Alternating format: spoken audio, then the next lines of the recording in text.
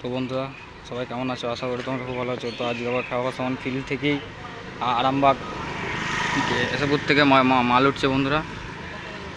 তো আজকে আরামবাগকে কেশবপুর থেকে মাল উঠে ইচ্ছাপুর ভাড়া যাচ্ছে।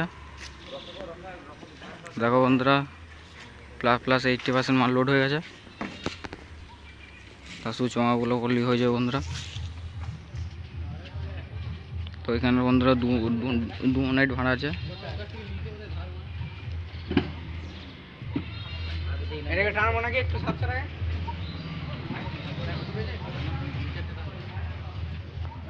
তো বন্ধুরা আবার তোমাদেরকে বলছি, যারা যারা খাবার সাউন্ডকে ভাড়া করেছো তারা অবশ্যই বুলোরো পিক আপ